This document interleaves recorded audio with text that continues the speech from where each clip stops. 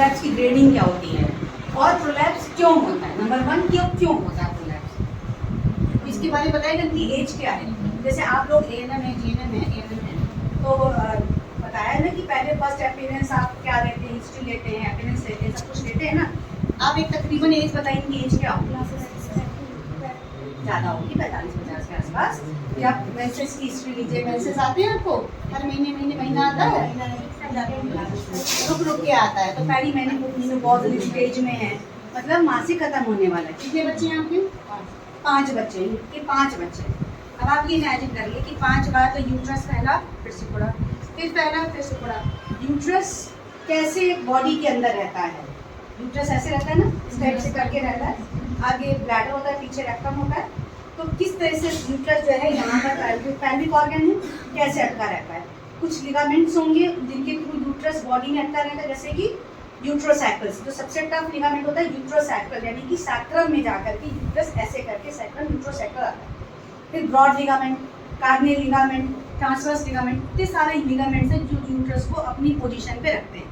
इतनी बार यूट्रस फैला सिकुड़ा, तो लिगामेंट्स ऑब्वियसली कमज़ोर हो जाएंगे, ढीले हो जाएंगे, या फिर डिलीवरी के समय कॉन्ट्रैक्शन के साथ साथ हुआ तो थोड़ा सा रियर टियर होगा। दूसरा एज है, एज भी इनकी जैसे एज के साथ साथ बॉडी की सारी जो इलास्टिसिटी होती है वो सब कमजोर, मतलब कम होने लगती है, जिसकी वजह से लिगामेंट्स में भी ढीलापन आने लगता है। इस ढीलेपन की वजह से, और दूसरा जब डिलीवरी कराते हैं, जब जो होम डिलीवरी होती है या जो मेड कराती हैं, दाई वगैरह कराती हैं, तो बहुत ज़्यादा खींचती हैं, जिसकी वजह से बहुत ज़्यादा रियर टियर होता है, उसकी वजह से भी है ना, तो सारे लिगामेंट्स कमज़ोर होंगे, ढीले हो जाएंगे। तो यूट्रस अपनी जो एनाटॉमिकल पोजीशन होती है उसको छोड़ करके वो नीचे की तरफ, क्योंकि ग्रेविटेशनल फोर्स नीचे है ना। आप कुछ भी काम कर रहे हैं तो इंट्रा एब्डोमिनल प्रेशर बढ़ गया, कॉकिंग है या आटा सान रहे हैं या कुछ ऐसा कोई काम कर रहे हैं, कपड़े धोना या कोई भी काम कर रहे हैं, तो वो नीचे की तरफ अपने आप सरकने लगेगा, धीरे धीरे और सरकता नीचे आ जाता है। इनको प्रॉब्लम क्या रहेगी, पेशेंट कैसे बताएगा कि something coming out from vagina, की वेजाइना से कुछ निकल रहा है। साथ में क्या क्या बताता है कि कई बार अगर सिस्टोसील भी होता है, क्योंकि यूट्रस के आगे ब्लैडर होता है, तो जो रिफ्लेक्शन आता है ना पेरिटोनियम का, वो ब्लैडर को भी नीचे खींचता हुआ ले आता है। यूट्रस तो आ ही रहा है, साथ में ब्लैडर को भी नीचे खींचता हुआ आता है। तो ब्लैडर ऐसे होता है ना, तो बजाय ऐसे आ जाता है, जिसकी वजह से ब्लैडर में पेशाब रुकने लगता है ना, पेशाब पूरी तरह से पेशेंट अपना ब्लैडर पूरी तरह से इवैक्यूएट नहीं कर पाता, खाली नहीं कर पाता, तो उसमें थोड़ा पेशाब होता है, तो उसको फुलनेस की फीलिंग होती है कि बार बार मतलब अभी पेशाब किए हैं लेकिन अभी पूरी तरह हुआ नहीं, या खड़े होकर के या फिर वजाइना में पीछे धक्का देंगे तो पेशाब पूरी तरह से होगा, ये भी प्रॉब्लम बताता है। तो फिलहाल हम इनका वही करने जा रहे हैं।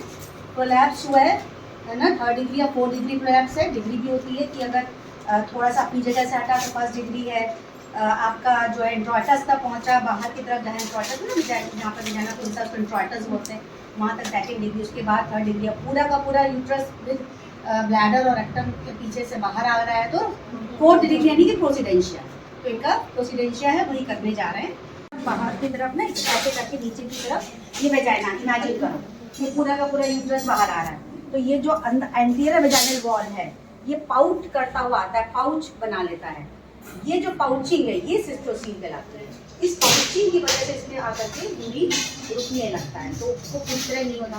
पेशेंट क्या कहती है, जब मैं इसको अंदर की तरफ धक्का देती हूँ तो जाके पेशाब हो पाता है, यूरिथ्रा के थ्रू पेशाब हो पाता है। तो मतलब ये अगर आप फोटो देखोगे तो समझ में आएगा। जैसे ये इंट्रोइटस है, आगे यूरिथ्रा है, पीछे वजाइना है, फिर इसके बाद पेरिनियम आया, यहाँ रेक्टम है ना, एनल कैनाल जो शुरू होती है वहाँ से रेक्टम है और एनस आया, ठीक है।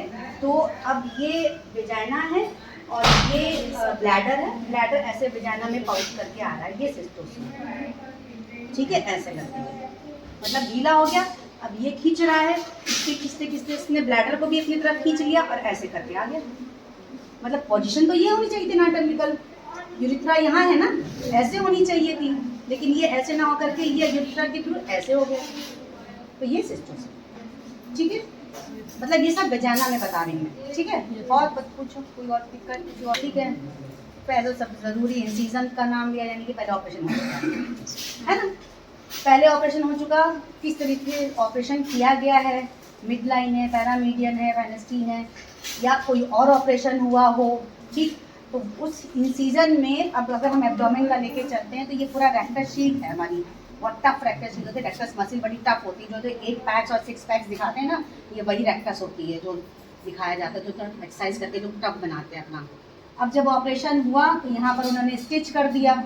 स्टिच या तो एनीमिक पेशेंट होता है, बहुत ज़्यादा एनीमिक है, तो वो प्रॉपरली उसकी रेक्टस वगैरह इतनी कमज़ोर हो चुकी है कि वो अंदर की चीज़ों को बियर नहीं कर पा रही है, रोक नहीं पा रही है। अब कफ किया, खांसा कस के जोर से, या कोई मेहनत वाला काम किया, तो क्या हुआ, ये ओपन हो गया। मतलब ऐसे शीट ऐसे होनी चाहिए, ऐसे करके आती ना, इमेजिन करो ऐसे आती ना, ये ऐसे ओपन हो गया, गैप हो गया दोनों के बीच में। जो आ रहा है इसके जो क्या बोले एपोन्यूरोसिस जा रही है दोनों का, उसके बीच में गैप हो गया। गैप होने से ऐसे गैप हो गया।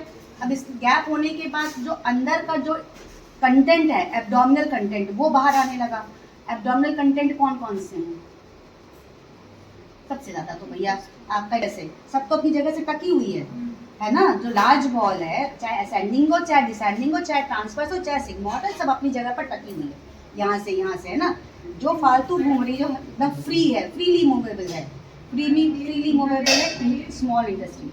तो जब कफिंग किया उसने खांसा करके, जहाँ से कमजोर पॉइंट होगा वहाँ से इंटेस्टाइन बाहर निकलेगी, है ना, मोमेंटम के साथ निकलेगी, गेपिंग से बाहर आने लगेगी। फिर वो जब वो लेट जाएगी पेशेंट या लेट जाएगा तो वापस चली जाएगी, क्योंकि वो फ्रीली मूवेबल है, वो बाहर भी आ सकती है, अंदर भी आ सकती है। अंदर तब जाएगी जब आप लेटेंगे, तब वो गैप भर गया, चली गई। जब आप कुछ काम कर रहे हैं, ऐसे करके कुछ काम कर रहे हैं, तो ये गैप खुला हुआ है, यहाँ से बाहर आ गई। क्या रोका हुआ है? केवल स्किन ने रोका हुआ है, स्किन से ऐसे पाउट करके बाहर आती रहेगी। ठीक, उसको ऑपरेट करके इसमें मैश जाली लगाई जाती है, उसको अंदर धक्का देके जाली से मैश लगा करके इसको रोका जाता है, ऑपरेशन किया जाता है। प्रॉब्लम ना है पेशाब में, एक्स्ट्रा वजाना जो फैल जाती है, स्ट्रेचेबिलिटी की वजह से वजाना फैल जाती है, उसको भी कट करके निकाल दिया जाता है। इसे प्रॉपर एक वे बना रहे हैं। ठीक है, ठीक है।